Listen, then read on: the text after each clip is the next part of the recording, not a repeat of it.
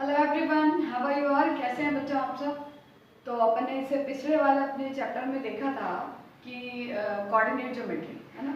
और coordinate geometry में अपन ने क्या देखा था, एक पॉइंट की लोकेशन हम कैसे डिफाइन करते हैं। फिर हमने देखा कि अगर हमारे पास 2 पॉइंट्स हैं तो वो एक लाइन बन जाएगी और 2 पॉइंट्स के बीच का डिस्टेंस यानी लाइन की जो टोटल लेंथ है वो हम कैसे फाइंड आउट कर सकते हैं। यही सब चीज़ें हमने देखी थी ना। चलिए अभी अपन स्टार्ट करने वाले हैं आज हमारा एक नया चैप्टर और वो है chapter 3 linear equation in 2 variable. ठीक है, तो इससे पहले कि अपन यहाँ की बात करें हम थोड़ा सा 9th क्लास का रिकॉल कर लेते हैं, है ना। और वो क्या है बच्चों, 9th क्लास में आपने देखा था लीनियर इक्वेशन 2 वेरिएबल, आपने 9th क्लास में भी देखा था, है ना। और वहां पे हमने कुछ ग्राफ्स बनाए थे। अभी अपन बात करते हैं 1 वेरिएबल, है ना। और लीनियर इक्वेशन, क्या मतलब होता है लीनियर इक्वेशन का? लीनियर इक्वेशन यानी अगर आपको 9th क्लास की चीज ध्यान हो तो इस तरीके की एक इक्वेशन थी y ax प्लस b, कुछ ऐसा था, है ना। और जिसमें हमने क्या किया था, x की डिफरेंट वैल्यूज रखी थी 0 1 2 3, फिर हमारे पास y की वैल्यूज आ गई थी, है ना। फिर हमने एक ग्राफ प्रिपेयर किया था और अगर आपको ध्यान हो तो वो ग्राफ कैसा आया था, एक सीधी लाइन नहीं थी, है ना। तो जब भी लीनियर इक्वेशन होती है, लीनियर इक्वेशन मींस x जो है, जो हमारे वेरिएबल्स है, कौन कौन से वेरिएबल्स है यहाँ ध्यान से देखिए आप, x और y, है ना। तो x और y जो वेरिएबल हैं इनकी पावर हमेशा 1 ही रहती है, वो लीनियर इक्वेशन होती है। और क्या होता है लीनियर इक्वेशन में, और जब हम वैल्यूज रखते हैं इनकी, ऐसी वैल्यूज रखते हैं x और y की जो इस इक्वेशन को सेटिस्फाइड कर सके, तब जो वैल्यूज हमारे पास आती हैं और जब हम उनका ग्राफ प्रिपेयर करते हैं तो ग्राफ हमेशा एक सीधी लाइन आती है ना। ये लीनियर इक्वेशन होती है। पहला तो क्या, वेरिएबल की जो पावर है वो हमेशा 1 रहती है, और सेकंड जब हम वैल्यूज रख करके इनका ग्राफ बनाते हैं तो क्या होता है, ग्राफ हमेशा एक सीधी लाइन आती है। ठीक है, ये लीनियर इक्वेशन की स्पेशलिटी होती है, ये इनका कैरेक्टरिस्टिक्स होता है। ठीक है, तो अपन एक चीज देखते हैं, यहाँ तो मेरे पास 2 वेरिएबल है। सपोज करो अगर मैं 8 की बात करूं, 8 में अपन ने कुछ इस तरीके की इक्वेशन सॉल्व करी थी, अगर आपको याद हो तो 2x plus 4 is equals to 0।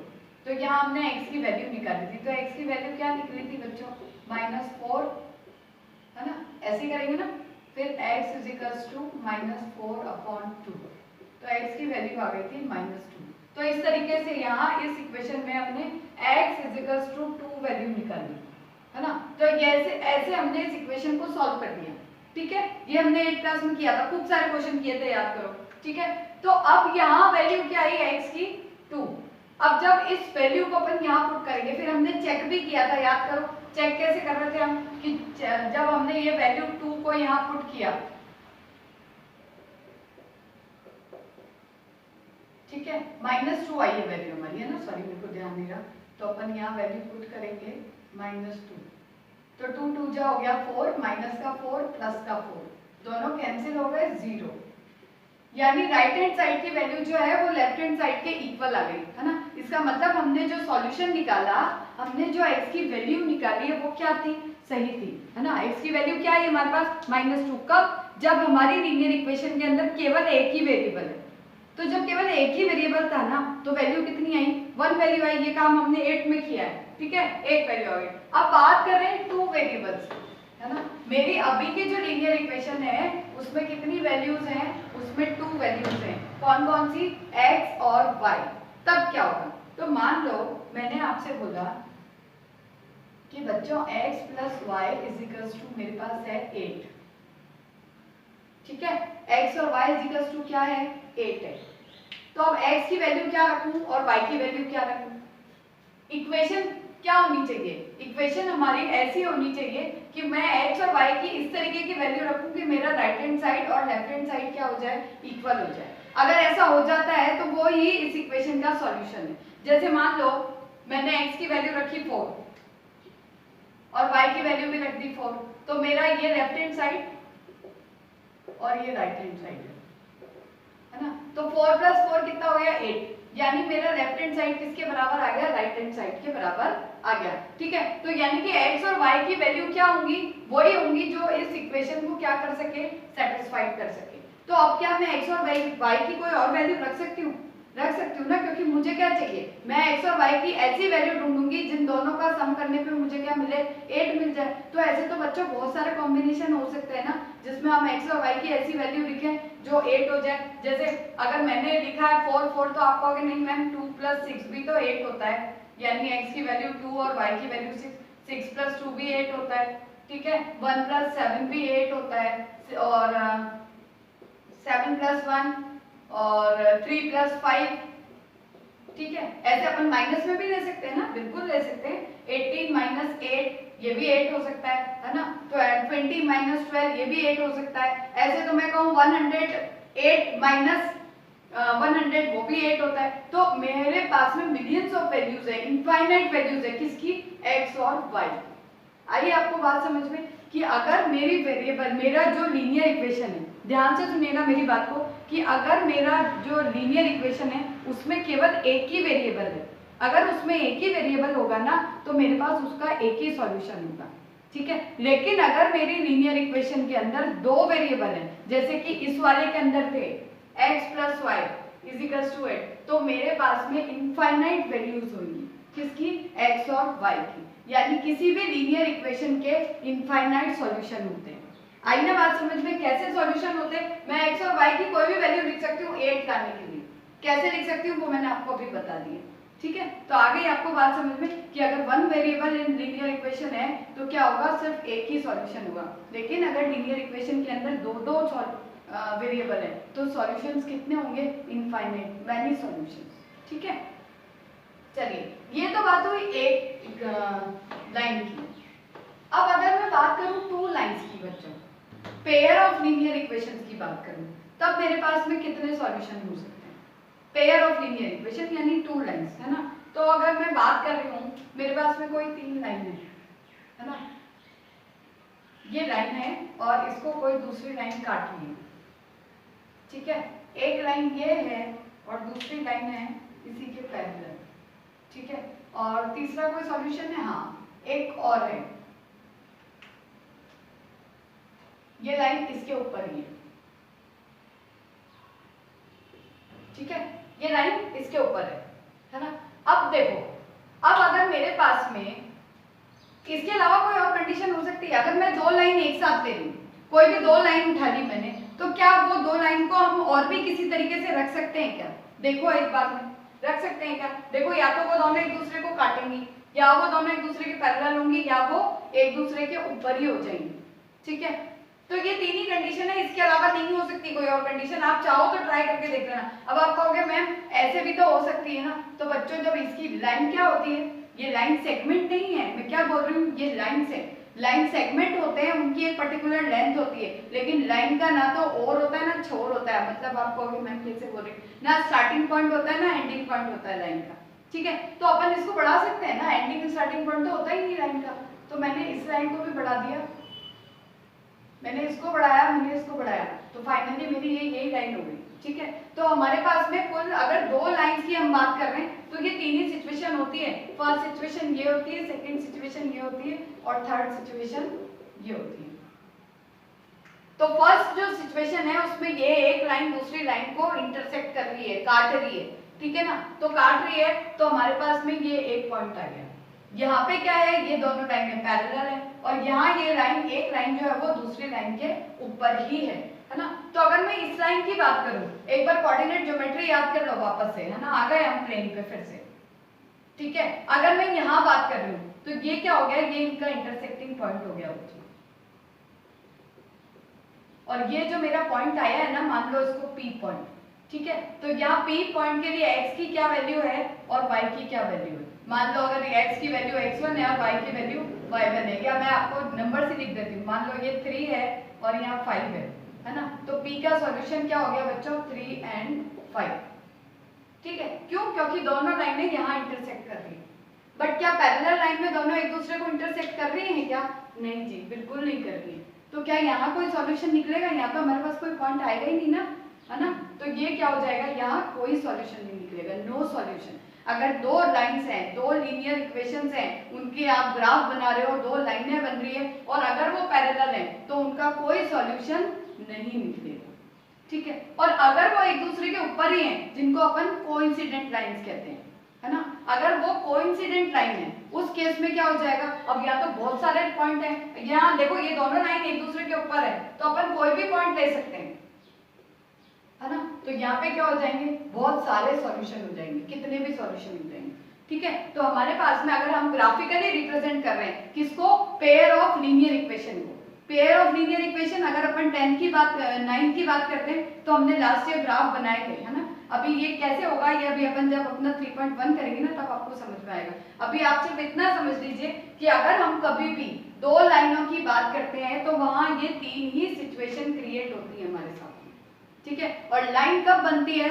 जब हमारी इक्वेशन कैसी होती है, लीनियर इक्वेशन होती है। तो अब हम जो सॉल्यूशन करेंगे ना बच्चों, उसके अंदर हमारे पास में दो लीनियर इक्वेशन होंगी और उन लीनियर इक्वेशंस को हमें क्या करना है, ग्राफ पे शो करना है और देखना है कि उनके क्या उनके सॉल्यूशंस निकल सकते हैं या नहीं निकल सकते, ठीक है। तो अब हम करेंगे अपना चैप्टर 3.1 जिसका फर्स्ट क्वेश्चन है। अब मजेदार बात यह है कि जो लीनियर इक्वेशंस है ना वो आपको बनी बनाई नहीं मिलेगी, आपको क्या करनी पड़ेगी, खुद से क्रिएट करनी पड़ेगी दोनों, और उसके लिए आपको कंडीशंस दी होंगी, है ना। तो आपका जो एक ही क्वेश्चन होगा ना बच्चों, उस एक क्वेश्चन में दो इक्वेशंस मिलेंगी, है ना, और उस दो इक्वेशन से आपको क्या करना है, ग्राफ बनाना है और आपको शो करना है। तो 3.1 में हमें सिर्फ ग्राफ के लिए इक्वेशन बनानी है और उस इक्वेशन से हमें ग्राफ बनाने के बाद बाकी और हमें कुछ भी नहीं करना है, उसके आगे का काम हम 3.2 एक्सरसाइज में करेंगे, ठीक है। तो चलिए देखते हैं आपकी एक्सरसाइज 3.1।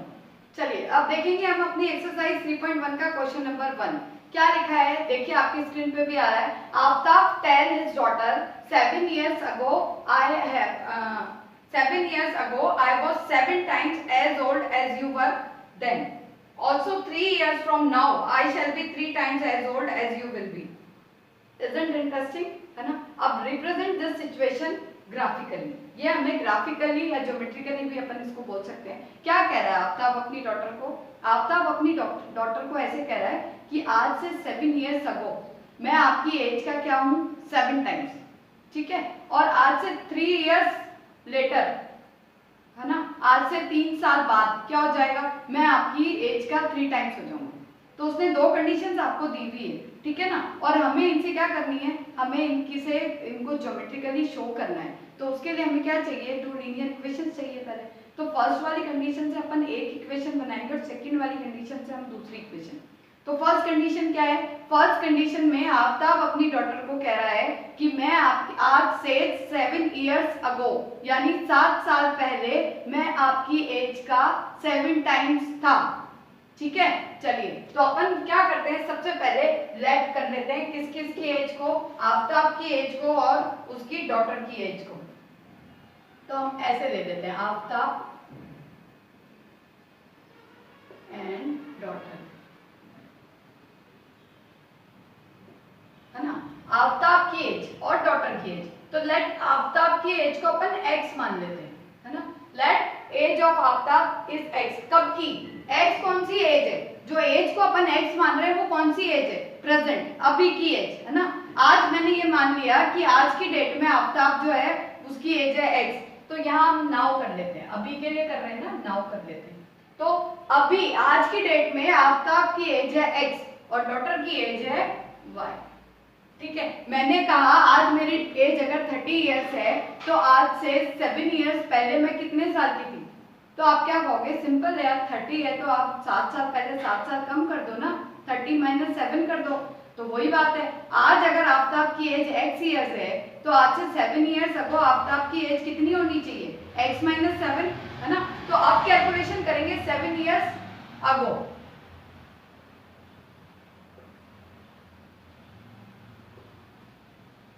तो 7 years ago आफ्ताब की एज हो गई बच्चों x - 7। तो ऑब्वियसली डॉटर की भी तो एज कम हुई होगी ना, कम होगी, बिल्कुल होगी। तो डॉटर की एज हम वो भी कम कर देते हैं, y - 7 कर देते हैं, कर लिया ना, ठीक है। अब मुझे इनको रिलेट करना है ना। उसने कहा 7 साल पहले, 7 साल पहले तो वो भी 7 साल का छोटा हो जाएगा और डॉटर भी छोटी हो जाएगी, ठीक है। अब उसने कहा कि 7 years पहले मैं तुम्हारी एज का 7 टाइम्स था, यानी कि कौन बड़ा होएगा, ऑब्वियसली फादर ही बड़ा होएगा ना। कितना टाइम्स है, 7 टाइम्स है ना। फादर डॉटर से 7 टाइम्स क्या है, ओल्डर है, ठीक है। तो अगर मुझे दोनों को बराबर लिखना है, ठीक है ना, मुझे डॉटर की एज को फादर की एज के बराबर लेके आना है, तो मैं 7 से किसको मल्टीप्लाई करूंगी बताओ।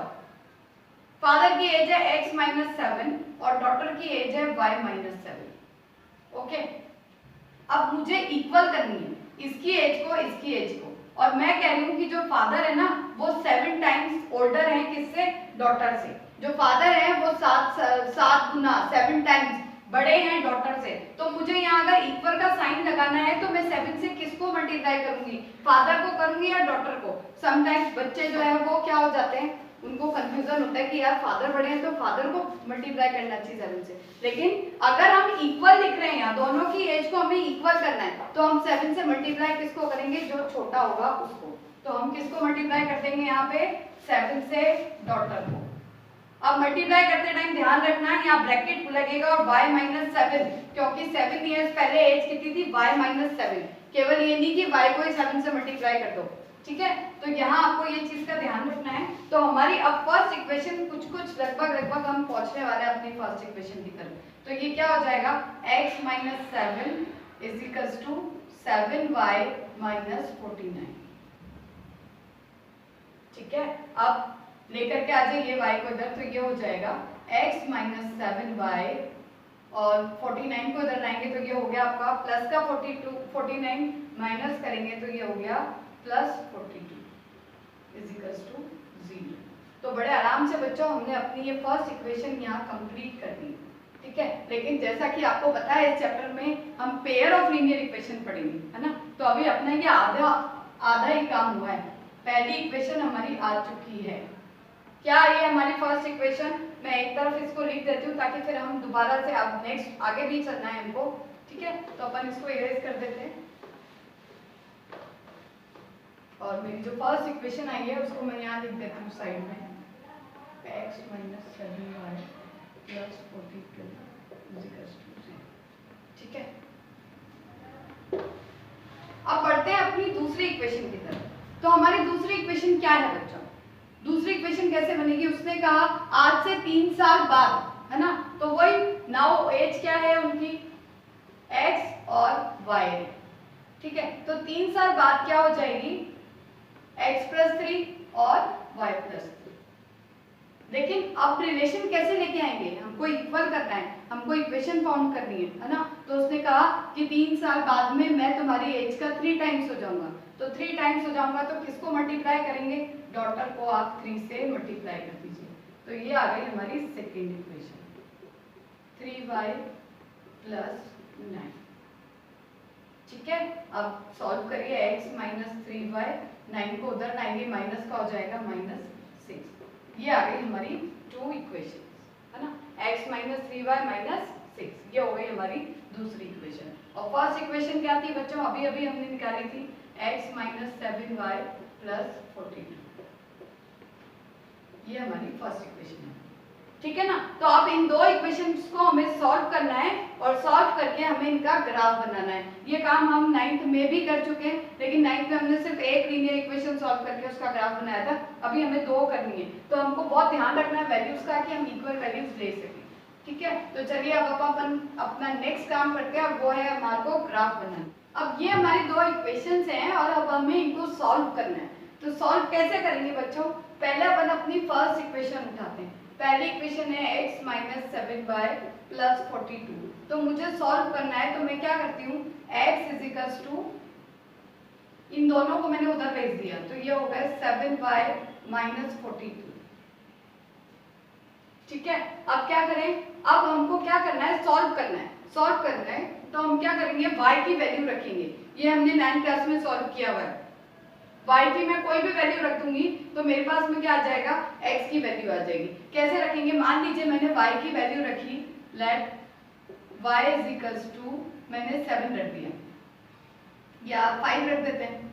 5 रखेंगे तो माइनस क्या आएगी, चलो 5 से शुरू करते हैं। वैसे अपन ना 1 2 3 भी रख सकते हैं, लेकिन उस केस में क्या होता है, 1 2 3 रखोगे ना तो सारी वैल्यूज पॉइंट वहीं आ जाएंगे नीचे नीचे, तो अपनी लाइन जो है ना वो छोटी सी लाइन बनेगी। तो आप ऐसी वैल्यूज रखो कि लाइन थोड़ी सी क्या हो, बड़ी आए। और दूसरी चीज ये भी ध्यान रखना कि दूसरी वाली लाइन के साथ भी वो जो नंबर्स है ना वो मैच करें, ताकि अपन ग्राफ आराम से बना सकें। ठीक है, तो मैंने अगर इसकी वैल्यू 5 रखी तो यहाँ क्या हो जाएगा, x is to 7 into 5 minus 42, 7 5 जा 35 माइनस 42, तो ये आ गया माइनस का 7। ठीक है, अब टेबल बनाते जाइए x और y की। जब मैंने y की वैल्यू 5 रखी थी तो मेरे पास x की वैल्यू आई है -7। ठीक है, अब मैं दूसरी वैल्यू रखूं x की कोई, सॉरी y की वैल्यू मैंने क्या रख देती हूँ, 6 रख देती हूँ। ठीक है, तो मैंने y की वैल्यू रखी है x is equals to 7 into 6 minus 42, तो ये आ गया 42 माइनस 42 यानी कि 0। तो x की वैल्यू क्या आ गई, 0। कब, जब मैंने y इज इक्वल्स टू क्या रखा बच्चों यहाँ पे 6, है ना। तो देखो y की वैल्यू क्या आ गई मेरे पास में, y की वैल्यू मैंने 6 रखी थी तो x की वैल्यू मेरे पास 0 आई। ठीक है ना, अब एक और वैल्यू निकाल लेते हैं। अब मैं y की वैल्यू क्या रखूं, अब मैं y की वैल्यू रखती हूँ 5 हो गई, 6 हो गई, 7 रख देते हैं। तो y इज इक्वल्स टू मैंने इस बार रख दिया 7, तो x इज इक्वल्स टू 7 7 जा 49 माइनस 42, तो x इज इक्वल्स टू आ गया 7। तो जब मैंने y की वैल्यू कितनी रखी है, 7 रखी है, तो x भी मेरे पास कितना आ गया, 7। इसको अपन थोड़ा सा यहाँ लिख देते हैं, आप आराम से देख पाओगे। -7 5 0 6 7 7। तो आप अच्छे से देख सकते हो कि हमने किस तरीके से वैल्यू निकाली है बच्चों। आप x की भी वैल्यू रख सकते हो, जरूरी नहीं है कि हम हर बार y की रखें।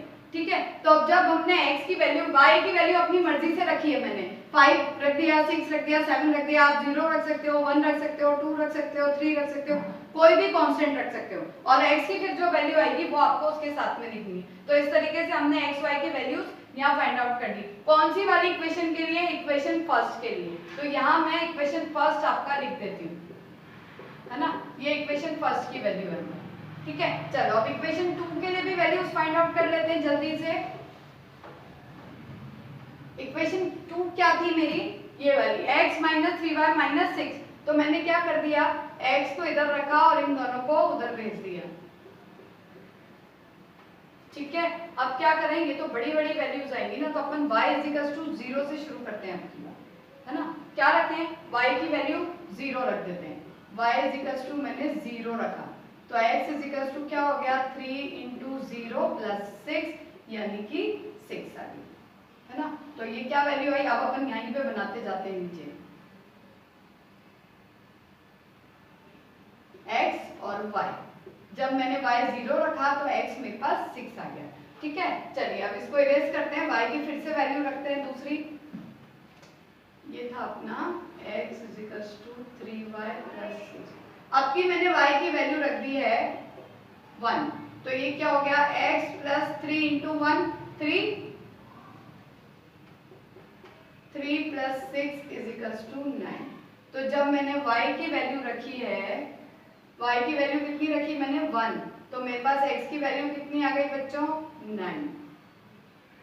ठीक है, अब क्या रखें, नेक्स्ट 2 रख देते हैं, y की वैल्यू, चलो 2 रख देते हैं, तो x इज इक्वल टू हो गया 3 इंटू 2 प्लस 6, 3 2 जा 6, 6 और 6 12। तो जब मैंने y की वैल्यू रखी कितनी, 2, तो मेरे पास x की वैल्यू आ गई 12। ठीक है, तो इस तरीके से ये कौन सी इक्वेशन है, ये है आपकी x minus 3y minus 6 is equal to 0। ठीक है, तो इस तरीके से दोनों लाइनों के हमारे पास कोऑर्डिनेट आ गए। अब x और y के कोऑर्डिनेट आपको मिल गए हैं, तो अब आप ग्राफ तो बड़े आराम से बना ही सकते हो ना। चलो बनाए फिर अपन ग्राफ, चलिए बनाते हैं।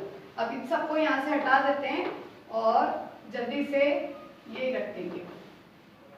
मैं आपको बोर्ड पे बना के बता रही हूँ, इससे मेरी लाइन एकदम एक्यूरेट नहीं आएगी, लेकिन जब मैं आपको ग्राफ में करके बताऊंगी ना, तब मेरी लाइन एकदम एक्यूरेट आएगी। 0 1 2। चलो अब पहले अपन नंबर 1 स्टार्ट करते हैं, ये वाली इक्वेशन है ना। तो माइनस का 7 और प्लस का y, माइनस का 7, एक्स एक्सिस पे माइनस का 7, ये रहा आपका माइनस का 7, और वाई एक्सिस पे प्लस का 5, ये रहा। तो आपका पहला पॉइंट कहाँ आ जाएगा बच्चों? ये डॉटेड लाइन मैं अपनी कन्वीनियंस के लिए लगा रही हूँ, अगर आपको जरूरत हो तो लगाना, बाकी मुझे नहीं लगता जरूरत पड़ेगी। ये आ गया आपका, ये हमारा फर्स्ट पॉइंट आ गया, ठीक है। अब नेक्स्ट पॉइंट, x तो 0 है और y 6, x 0 यानी पॉइंट का होगा y एक्सिस पे ही होगा, और y कहाँ है 6, ये रहा y 6, ये आपका सेकंड पॉइंट आ गया। और फिर क्या कह रहा है, x भी 7 और y भी 7, x 7 कहाँ है आपका, ये रहा, और y सॉरी ये y 7 और x 7 कहाँ है, ये रहा। तो ये जाएगा यहाँ ऊपर, ये बन गई आपका तीसरा पॉइंट, ठीक है। और जब आप इसको मिलाओगे ना तो ये एक सीधी लाइन बन जाएगी। मिला दें अपन इसको, अभी मेरे पास स्केल नहीं है, थोड़ा सा तिरछा आ सकता है ये देखो इस तरीके से आप इसको मिला दीजिए, ये मेरी एक लाइन बन गई। अब मैं इसकी इक्वेशन लिख दूं यहाँ पे, x minus 7y plus 42 is equals to 0, ठीक है। ये मेरी एक लाइन बन गई। अब दूसरी बनाएं, चलो। जब x इज इक्वल्स टू 6 है ना, ये रहा आपका 6, तो y इज इक्वल्स टू 0 यानी x एक्सिस पे पॉइंट आएगा, तो यही आपका पॉइंट हो गया पहला। फिर दूसरा, y तो है 1 और ये है आपका 9, तो ये हो गया आपका सेकंड पॉइंट हो गया। फिर y आपका है 2 और ये आपका है 12, तो ये आपकी लाइन हो गई यहाँ पे, तो ये आपकी आ गई दूसरी लाइन बच्चों, ठीक है। दूसरी लाइन की इक्वेशन लिख दीजिए इसके ऊपर, x minus 3y minus 6 is equals to 0, ठीक है। तो इस तरीके से अपन ने ये ग्राफिकली रिप्रेजेंट किया है कौन से वाले क्वेश्चन का, एक्सरसाइज 3.1 का फर्स्ट क्वेश्चन, है ना। तो इसी तरीके से आपको ये क्वेश्चन आज करने हैं। जल्दी से अपनी नोटबुक निकालिए और स्टार्ट हो जाइए। अगर आपको कुछ समझ नहीं आता है तो वीडियो को आप अगेन एंड अगेन वॉच कर सकते हैं, ठीक है। Take care, bye bye.